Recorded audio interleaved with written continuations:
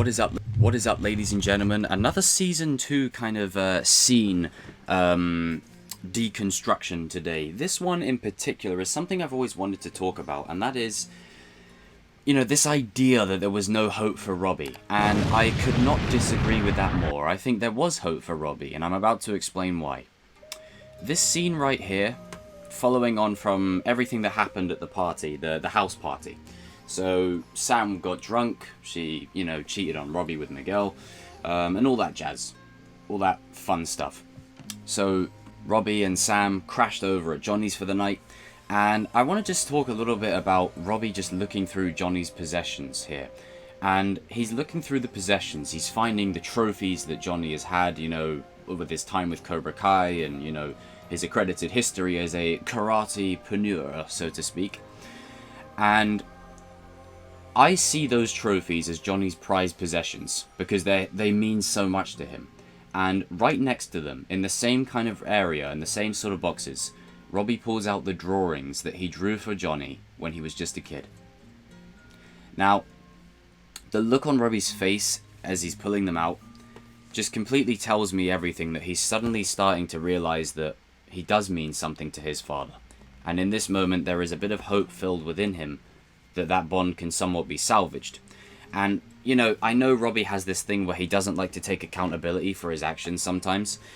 But in this particular scene, he was willing to take the blame for the whole scenario. Everything that unfolded with Sam getting drunk and whatever, you know. And he was looking out for Daniel. He said, you know, if Daniel sees her like this, it's going to crush him. Let me take the blame.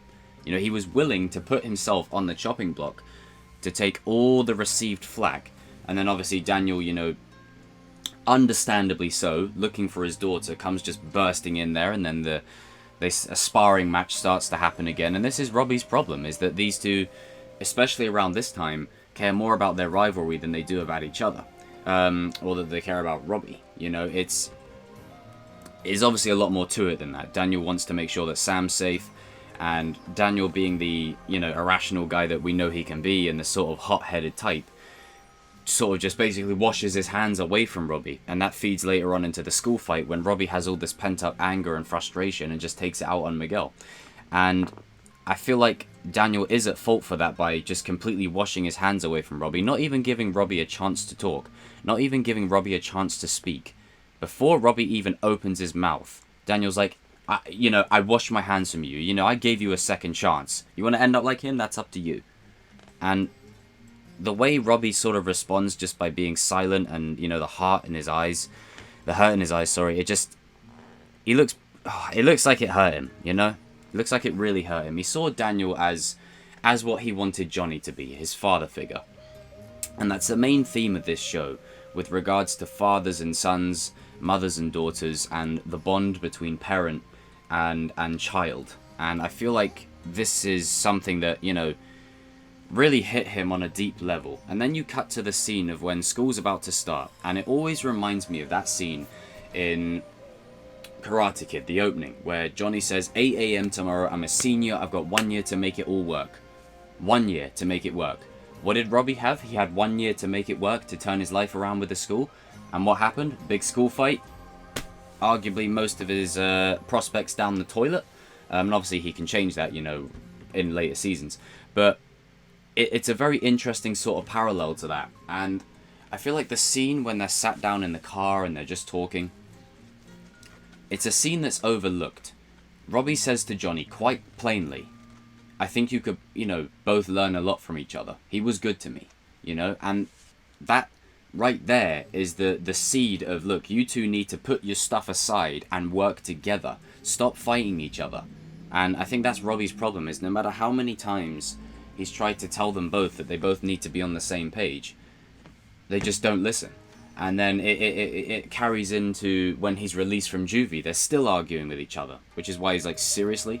Because it's just still the same thing, repeating again and again and again and again. And then back to the car scene, you know, Robby says, thanks for driving me, Dad. And there's potential there. There's potential. And I'm so glad season 3 addressed this, where Johnny says to Robby, look, you know, before that fight in the school, you and I were headed in the right direction. And arguably, you know, from Robby's point of view, he's like, look, we had one good day, you know. And where have you been since then? And I feel like history would have gone differently had Johnny been been for him since that moment.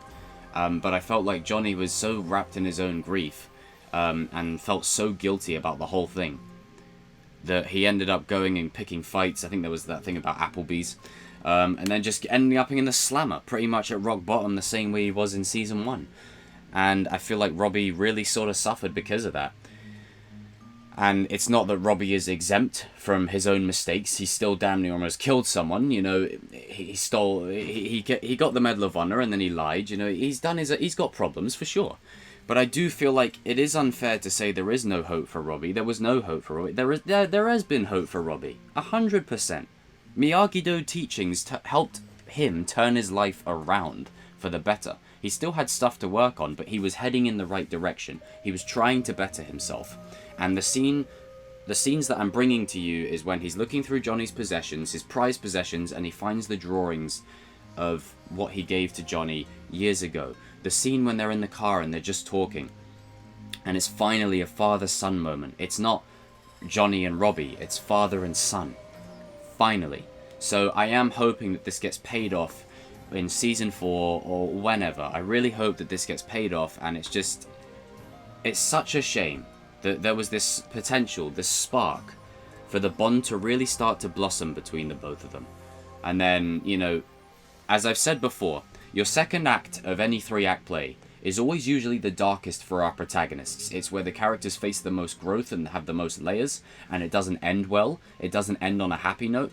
And I know we've got seasons 4 and 5 and 6, but my point is, like, in the 3-act structure, season 3 is the redemption piece, where the lessons of the previous 2 acts come to a head, i.e. Hawk being the redemption, Daniel and Johnny coming together, Miguel getting back to full strength, and if it was a 3-season arc, Robby would have 100% gone back with Daniel and Johnny. But because the show's going 6 seasons, you know, they need a villain. They need Miguel to go up against someone who is as good, if not better, currently than he is.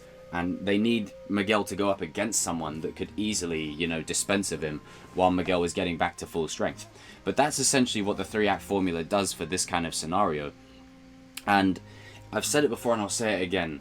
The season finales of this show are some of the best I've seen. They leave you on hope, but they can leave you feeling distraught, they leave you on prosperity, they leave you on excitement, they leave you on anticipation. There's so much. And season 2's finale is arguably one of the best second act endings I have ever seen, because it's perfect. Everything just comes to a head. Everything. Daniel and Johnny, the scene when Daniel and Johnny are stood in the elevator after everything and they don't say one word to each other, not one word, that right there sums up that second act perfectly. They didn't even say one word. The look on both their faces is if we have made a huge mistake, a very huge mistake. You know, you've got Robby on the run, you've got Sam in hospital, you've got Tori, you know, doing whatever. You've got Miguel, you know, in his situation. And all these things, you know, the dojo's being uncertain, Cobra Kai being taken back by its original owner, Kreese from the shadows. You've got Amanda telling Daniel, no, your dojo needs to close, no more karate. You know, it doesn't end on a good note at all. I might do a video talking about the season 2 finale, because one of the best finales I've ever seen. And then the song, you know, Cruel Summer. Like, if you're an OG Karate Kid fan, if you're a new fan, but you'll get this reference. That was Ali's song. You know, it was Cruel Summer, you know, while Daniel and Ali were conversing back at the school in the original movie. And to have it reversed, to not mean something kind of cute and lovey and romantic, to have it reversed to mean something bittersweet, tragic, heartbreaking, sad, that is genius storytelling. Absolutely genius storytelling. And I cannot give the creators enough credit for how well they do this show. Each season is just building and building and building and building. And each time you think they can't top it, they top it.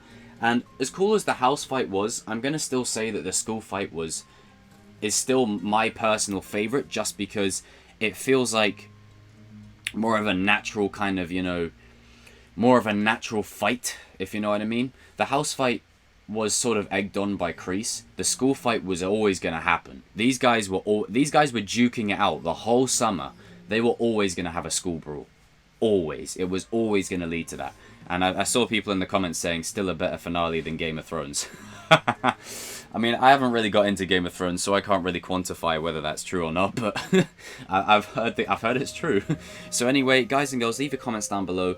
Let me know what you thought of my little breakdown of these particular scenes, my thoughts on them.